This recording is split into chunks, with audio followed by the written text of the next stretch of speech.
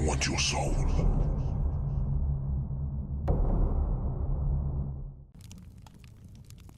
I've always hated hotels. Gross carpets, gross beds, gross bathrooms, a germaphobe's nightmare. Next time you're in a hotel, just think about it.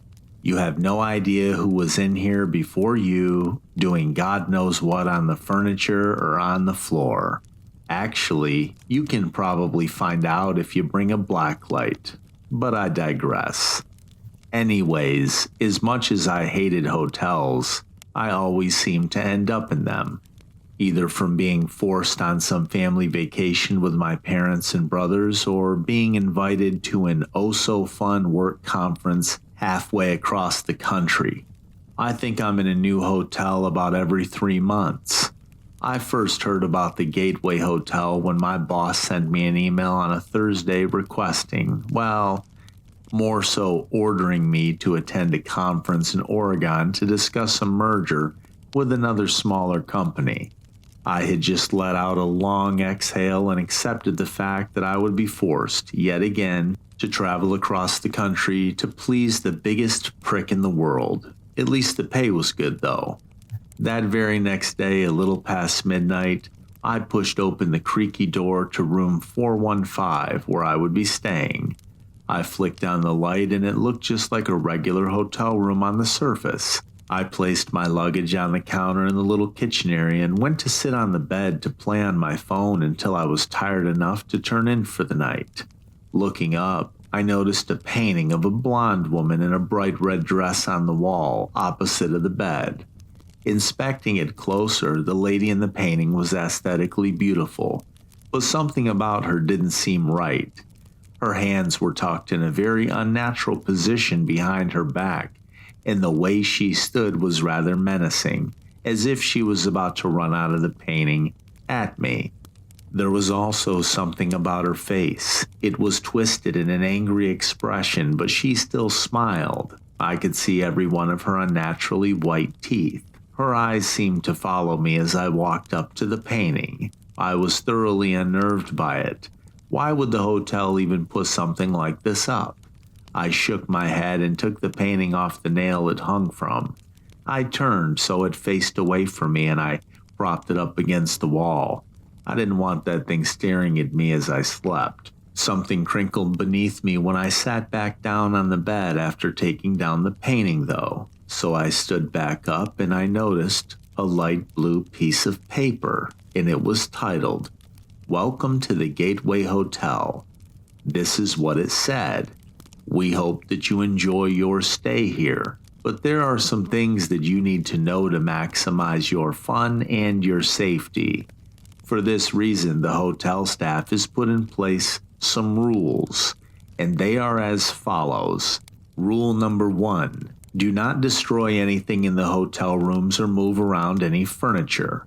It makes cleaning up afterwards a pain for our lovely cleaning staff, and extra charges will be added to your bill if we find that you have broken this rule. Rule number 2, please do not engage in any sex. The staff hates cleaning it up, and there's a hotel specifically made for that, just a few blocks away. Rule number 3, do not leave the television on all night. The hotel needs to spend less on the electricity bill to keep all the lights on. Rule number 4, do not leave uncovered food out in your room. This may attract unwanted attention from critters that can smell the food. Storage in the refrigerator or cabinets is okay, as long as the food is covered. Rule number 5, do not leave your room from 1 a.m. to 4 a.m. This is when the cleaning staff are working on cleaning the halls, but no need to worry, they won't make much noise. Rule number 6, if your phone rings at 4:14 a.m., do not answer it. Rule number 7, try not to track any sand in from the beaches in your rooms. It's not easy to get out of the carpet, and it makes some of the hotel staff very unhappy. Rule number 8, keep your blinds closed at night. People have reported others looking into their rooms. Rule number 9, in between 3 a.m. and 4 a.m., you may hear a child's voice begging for help. Coming from the hallway, it is imperative that you are not tempted to look out of your peephole, and you must not leave your room. There is no one that needs assistance at that hour. Rule number 10. If you notice a maid with long blonde hair and a red uniform in the hallway staring at you, look away and notify the staff. Our uniforms are light blue. Do not attempt to speak to the maid in red. If the maid in red is blocking your path to your room, simply return to the lobby via the stairs and not the elevator. She will not attempt to follow you unless you make prolonged eye contact with her, and she will take that as an invitation. Rule number 11. Do not enter room 414 if you see that it is open, even if you hear someone calling for you by name inside. Do not approach the door and don't attempt to close it. Contact the staff immediately and we will take care of it. That room is out of bounds and should be shut and locked at all times. Rule number 12. If you are in the elevator and see a button marked B2, do not push it. We do not have a second basement level. If you do happen to accidentally push it, do not make eye contact or speak with anyone who may get on at that level, no matter what. Stand in front of the buttons on the elevator to prevent them from pushing any. Keep your head down and push the button marked L to reach the lobby. Get to the front desk and inform the person there what has happened. Again, do not make any eye contact or speak with any of the passengers that get on at B2. Thank you for choosing the Gateway Hotel. We hope you have a wonderful stay, and don't forget to follow all of the rules. Sincerely, the staff at the Gateway Hotel. After I read this letter, I couldn't help but think, what in the actual fuck is this? This has to be some kind of stupid prank from a completely irresponsible staff member that thinks this is so funny to scare their guests. I have half a mind to call the front desk and report this idiotic joke. I glanced over at the cheap digital clock on the nightstand. It's almost 12:30 at this point, and I'm really not so much of a stuck-up that I would bother the front desk with something so trivial. I might report it when I leave for my meeting tomorrow, though. I groaned when I realized that I would have to wake up at 4 a.m. to get ready.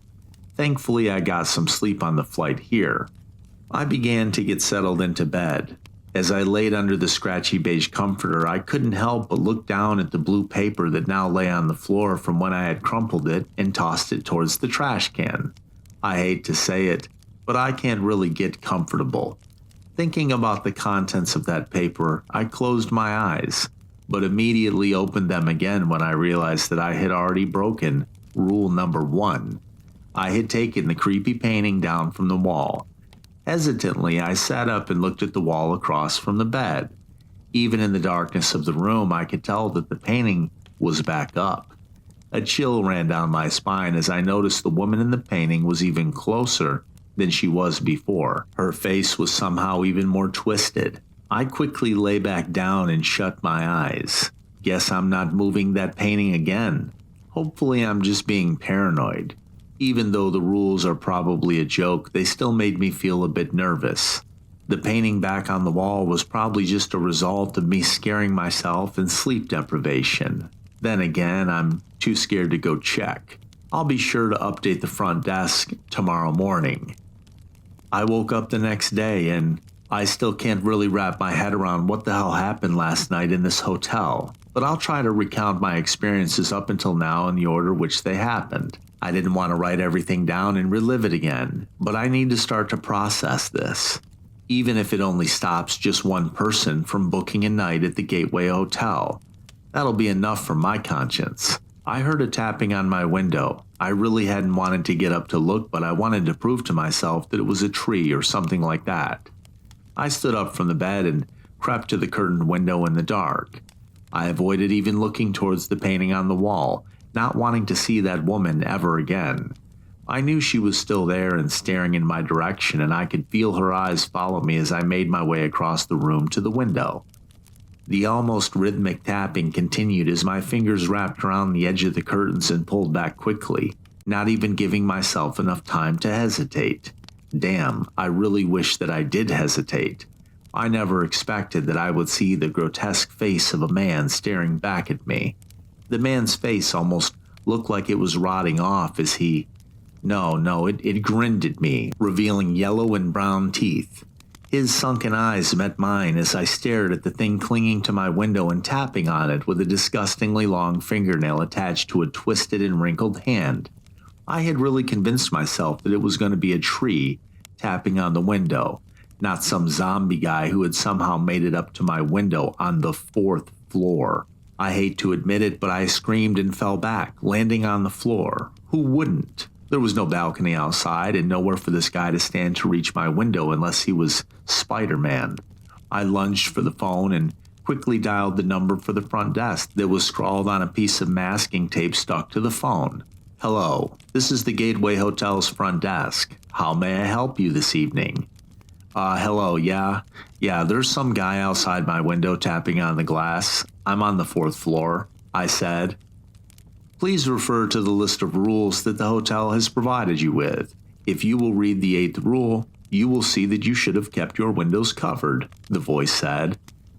Yeah, but I'm on the 4th floor. Do you not understand that? I'm up high, well above the ground. I'm on the 4th floor, I said. Well, that's never stopped them from peeking in. Please ignore any tapping that may follow. Now that you've acknowledged them, they will probably continue tapping all night. Remember to follow the rest of the rules carefully. Have a good night. Click. The phone hung up. I slammed down the phone back to the receiver, cursing. I walked over to where the balled-up rules lay on the floor and I picked them back up. I smoothed the paper and reread it over and over and over.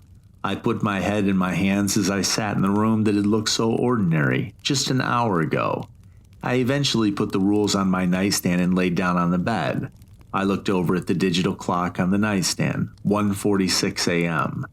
I jumped and hid under the covers as the tapping on the window started up again. I had tried to sleep, but it proved impossible.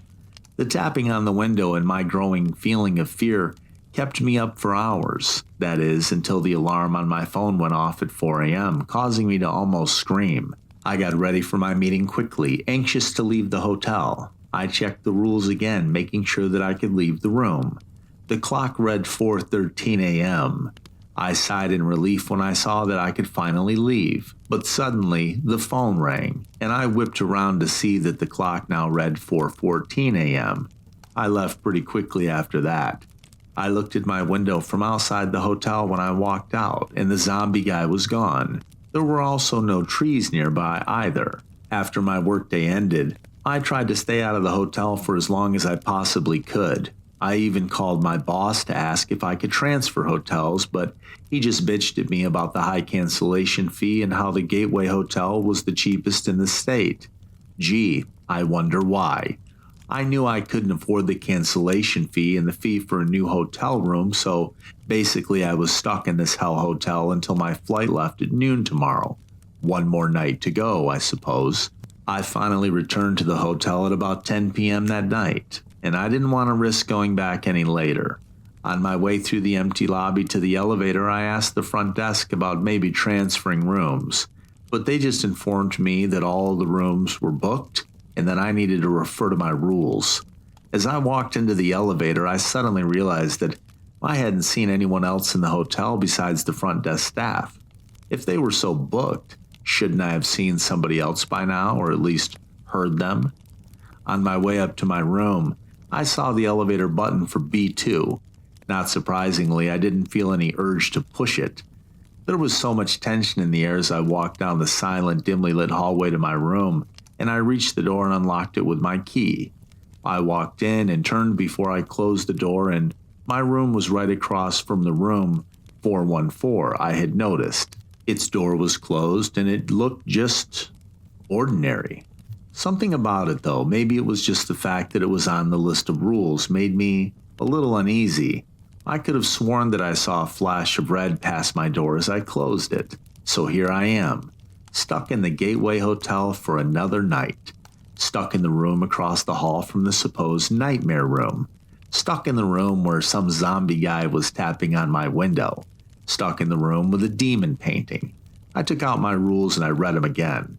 As long as I follow these, I should be fine, right? I made sure that my curtains were closed this time. I double-checked that I didn't leave any food out, and I didn't push the B2 button in the elevator, and I didn't answer the phone ringing at 4:14 a.m.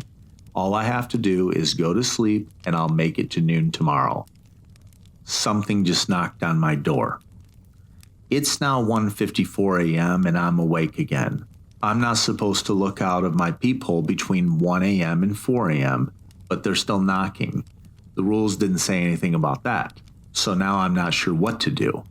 I wanted to call the front desk, but based on my prior interaction with them, I knew that they would be completely indifferent to my fears and just tell me to follow these stupid fucking rules again. So that's what I planned on doing for the next 8 hours and 36 minutes. I just had to make it until 10:30, when I could leave for the airport and finally get out of here. I gave up any hope of getting any sleep for the night as the rhythmic pounding on my door continued. As much as I wanted to know who or what was knocking on my door, I knew that it wasn't in my best interest to go check it out. I turned on my bedside lamp and just sat on my bed, watching the door shudder on its hinges with every strike against it. Good thing I used the chain lock on the door as well as the actual lock because, hey, I was staying in a nightmare hotel. I couldn't take my eyes off the door until the pounding finally stopped, 6 minutes later at exactly 2 a.m. Everything was quiet for the next hour. No tapping at my window, no knocks on my door, no nothing. Even though I was still right across from the creepiest painting in existence, I was actually beginning to think that I might be able to get some sleep that night until I heard a quiet, muffled male voice call out from the hallway outside my room. "Mama," it said. It felt like all of the blood in my body turned to ice in that moment. My eyes went wide and I slowly turned my head to look at my clock, 3:02 a.m. From in between 3 a.m. to 4 a.m., you may hear a child's voice begging for help coming from the hallway. The rules began jogging my memory. I turned back to face the door again as I heard the child in the hallway beginning to cry while still crying out, "Mama, Mama." The crying was slowly getting louder as the child got closer and closer to my door as it made its way down the hallway. My shaking hands curled into fists as the light from the hallway that was pouring under my door was blocked in 2 spots, almost like there was someone standing directly outside of my door. Even then, I still jumped when I heard a soft knock on my door again. "Excuse me, ma'am, can you help me find my mama? I'm lost," the voice said. Oh, hell no, I thought. I know all of this other stuff had been going on in this place was terrifying, but this was some next level horror movie shit. Why does it always have to be a creepy demon child, and how in the hell does it know that I'm a mama? I just stayed silent as I heard another knock on my door. It is imperative that you are not to be tempted to look out of your peephole and do not leave your room. There is no one that needs assistance at that hour. I read the rules again. "Mama, please open the door. I'm scared," the voice said. "Well, I guess you're up Schitt's Creek tonight, kiddo, because I'm pretty scared too, and I'm not opening the door," I thought to myself. I just gritted my teeth and ignored the child's increasingly desperate pleas for help that continued for the next 20 minutes until I heard a sniffle and footsteps walking past my door. My relief didn't last long, however, because at 3:24 a.m., a loud tap sounded against my window. I jumped again, but quickly calmed myself down. "Oh, it's just your friendly hotel zombie Spider-Man," I told myself as I glared at the curtains that hid the windows from my sight. Surprisingly, I wasn't even that scared this time. I guess it's because I realized that all I had to do was not look at it and it would leave me alone. Trust me, the desire to look at him again was 100% non-existent. I was more scared of the creepy lady painting at this point. There were no more taps on my window after that, and for the next hour, everything was calm again. I took the time of peace to pack up my few belongings that I had pulled out of my suitcase. I didn't really unpack much, and I bet you can understand why. I just ended up watching the clock on my bedside table at 4:02 a.m. When it hit 4:14 a.m., I braced myself and waited for the ringing of the phone that sat next to the clock. However, this time, the call never came. I glanced at the rules again. If your phone rings at 4:14 a.m., do not answer. 10:30 a.m. couldn't come fast enough, I thought. Even though it had been calm and quiet for the past few hours, I hadn't let my guard down yet. Hours went by, and that morning at 10 a.m. I cautiously peeked out of my room and stepped out. I dragged my suitcase out of the room and closed and locked the door behind me.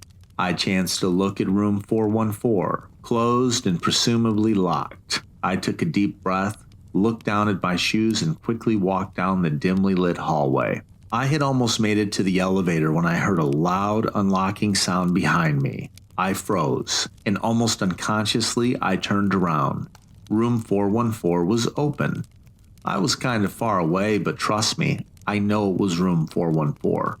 It was the room right across from mine. Do not enter room 414 if you see that it is open, the rules echoed in my head. Standing next to the open door was a blonde woman in a red maid uniform. I immediately recognized her. She was the ghastly woman with the angry, twisted face that wore the red dress in the painting. The woman who had stared at me from across the room during my 2 sleepless nights at the hotel.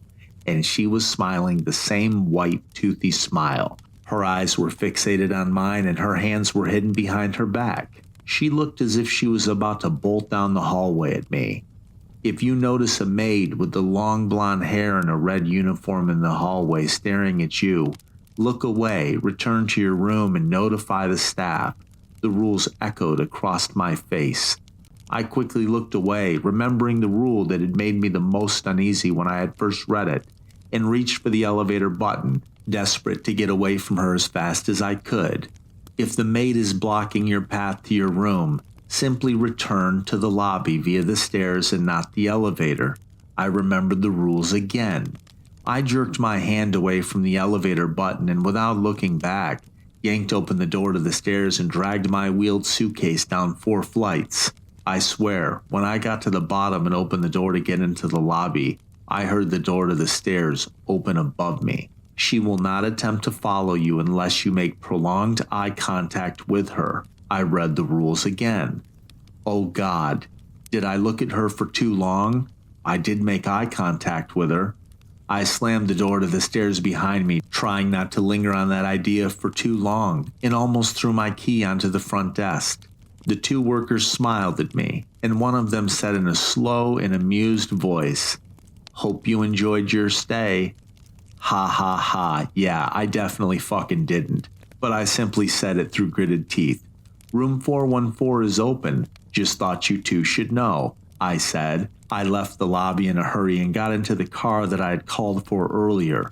It showed up after only 2 minutes and I wasted no time throwing my bag and myself into it as fast as I could. As the car pulled out of the parking lot, I noticed that it was practically empty, with only 2 cars there. The people at the front desk had told me that the whole hotel was booked just last night, but the parking lot was empty, and I never saw anyone except for the people at the front desk. I shuddered and turned back for one last glance at the hotel. I saw something red in one of the 4th floor windows. I think it was waving at me as the car turned the corner and it disappeared from my sight. She will take that as an invitation, I remembered. I hope I didn't look at her for too long. It was just a quick glance, right? I didn't even mean to look. How long is too long? How far would she even follow me for? I hope I never have to find out. And I know that I will never be returning to the Gateway Hotel.